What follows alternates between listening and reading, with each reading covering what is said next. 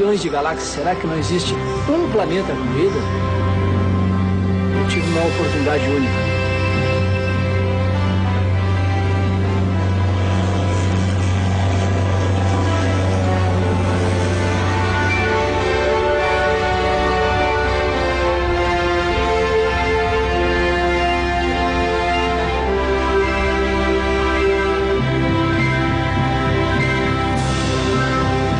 Piloto, esse ano completa 30 anos de voo. Isso são praticamente 5.000 horas. Eu estava fazendo voo a aproximadamente a 1.000 pés em direção a Pelotas. E quando eu me deparei com aquele objeto, bastante estranho,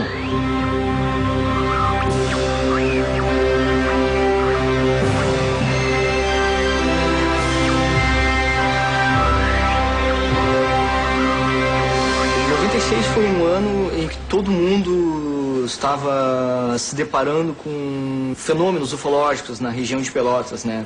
Eu sempre tinha vontade de ver. Porque ele tinha uns 13 metros de altura por 1 de diâmetro. Era uma esfera vermelha. É como a lua cheia. Aqui mostra o disco, né? A esfera vermelha é o que mais tem nessa nossa zona aqui no Rio Grande do Sul. Em agosto de 96 aconteceu o que a gente chama de onda ufológica na região sul.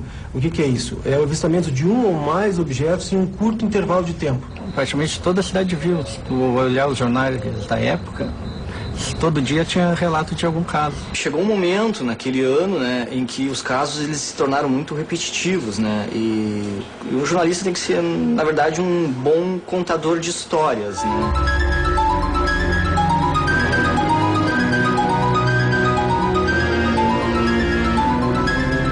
Realmente eu não tinha noção de tão grande que era o avistamento que eu tive, porque nesse período de 96 para 97, realmente eu fui muito solicitado em relação a termos de entrevistas, praticamente interrogatórios, congressos.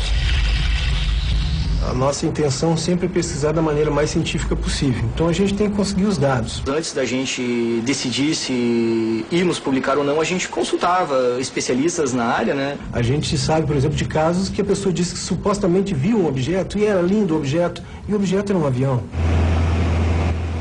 O leigo não tem, às vezes, uma certa capacidade de diferenciar uma luz de um avião num procedimento, né? Ou uma luz de um satélite, ou até mesmo de um meteorito. E no caso do Haroldo, os detalhes, os comentários dele, dos funcionários, foram o que mais deram consistência à reportagem. A minha primeira sensação foi curiosidade. Todo piloto, ele, quando vê algum objeto estranho, talvez ele vai querer saber o que é. Então eu tive a curiosidade de ir lá conhecer o objeto, conhecer o que era aquilo no céu em cima do Laranjal, bem exatamente sobre a ilha da Saraguenha.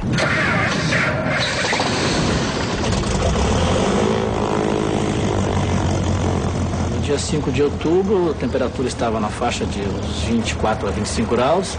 O céu estava parcialmente nublado, com uma camada de nuvens altos cúmulos aproximadamente a 10.000 pés. Dia totalmente calmo, sem vento. E voo totalmente normal. Pelota ciente, o vento de 080 graus com 14 knots, firme fora do vento. Quando eu tive a oportunidade de saber que eu estava vendo uma realidade de um objeto totalmente anormal dentro dos parâmetros da nossa aviação convencional, realmente, a partir dali eu tive uma experiência que, para mim, internamente, ficou o seguinte, que o objeto que eu estava vendo não era do nosso mundo. Na ciência há uma condição básica, que o fenômeno tem que ser reproduzível para ser estudado. Então essa matéria perde totalmente crédito. Não é só que um cidadão qualquer fala que sobrevoando a Lagoa dos Patos viu tal coisa. Eu não posso negar ou não que ele tenha visto algum fenômeno. O problema meu é não reproduzir esse fenômeno. Não só acontece com o cidadão comum, aconteceria comigo mesmo se eu dou a conhecer um fenômeno que ninguém mais vê. É um limitador da ciência, que nós podemos só falar sobre as coisas que são reproduzíveis, até porque a medição tem que ser repetida muitas vezes. A tecnologia de ontem, da ficção científica de ontem, é a realidade de hoje. Então, talvez daqui a 20 ou 30 anos, o que eu vi, que seria uma coisa absurda, vai ser o nosso dia a dia, vai ser a nossa realidade.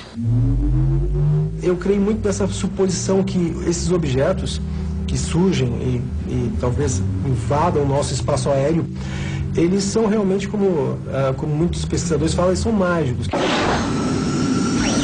Muita gente não acredita. Eu só digo que o dia que tu vê, tu vai acreditar. E quando tu vê, tu vai saber que não é avião, tu vai saber que não é algo daqui. Geralmente a gente vê na televisão que o pessoal não acredita. A maioria do pessoal não acredita. Acreditar, eu acredito que a gente não esteja só, né?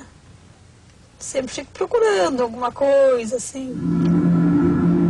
Então, aconteceu o caso do Haroldo, um empresário, uma pessoa conhecida na cidade, relatar com os mínimos detalhes o caso, aquilo trouxe talvez à população a coragem de trazer mais informações para nós.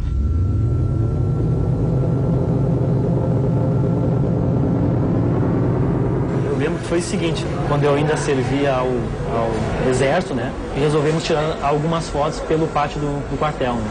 Meu pai, que adora o assunto de ufologia e tal, adorou a foto, vendo a foto, ficou fascinado. Porque ele, Fábio, tem uma coisa que eu quero te mostrar. Vê se nessa foto aqui tu não parece um disco tal, um OVNI.